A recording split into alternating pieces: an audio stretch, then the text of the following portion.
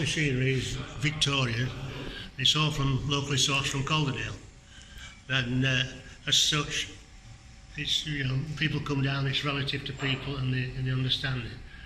But as I say, it's all, most of it's functioning now, which it wasn't before. We have got it going, and so we're doing our best, and hopefully everything will be running soon. We've got Asquith here, which is famous for its drills, radial drills, which is an example here of an 1899 machine, which is, well, not mine, is a large example. This is, you know, normal for the town of Earth. It was built, actually, the Industrial Revolution made these. You have the mills, you have the machine tool companies, which were hand in hand at the time, because if the mill wanted a machine making, and there was a certain part they couldn't do, they'd have to invent a machine. And that's where these came in. You'd have to be thick lads. This is how they used to operate it during the First World War, yeah?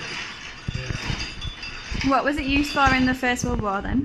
Yeah. What was it used for? Well, I say, so, I mean, they use them in factories, but they found their use on the, you know, in the First World War for if there was a wagon or anything broken down, they could repair it on site. Instead of send off for the part, they could, you know, manufacture it where it was. So they'd ship this lathe to... Oh yeah, be on the back of a lorry basically. Right. In 1890, John Mackintosh blended together the flavour of English toffee with the texture of American toffee. It was a factory at Albion Mills in Halifax, and this is a window as the staff, the office staff, entered the factory through these original doors. And for the guys on the factory floor, this is the original clocking in machine. So what you've got here is your Arab printing press.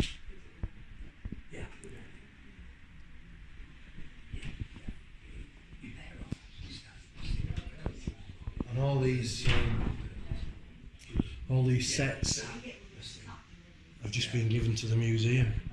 As you can see, it was line belt driven.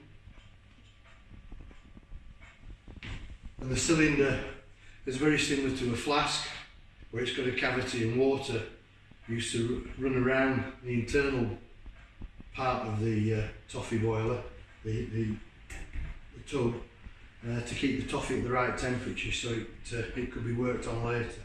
And sadly, it was a machine that replaced ladies who used to hand wrap the Quality Street toffees, obviously just to speed up production. This is a maquette room, producing the type of fabric that you find on bus, train and airplane seats.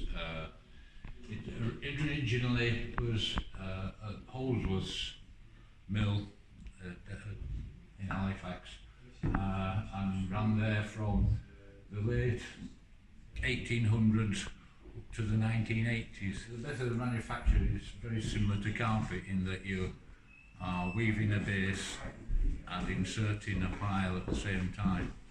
This is a braiding machine. If you think of it, it's like a maypole dancer. It's wrapping the coloured threads around a central thread to form the sort of trim that you get on things like dressing gowns and whatever, or you did. But also the same principle works for when you're braiding electrical wire or braiding rope for industrial use or leisure use. This is a jacquard loom.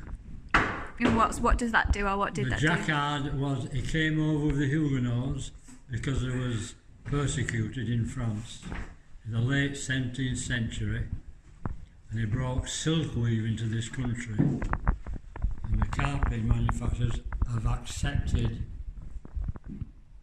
that they could use the jacquard system to weave their own carpets.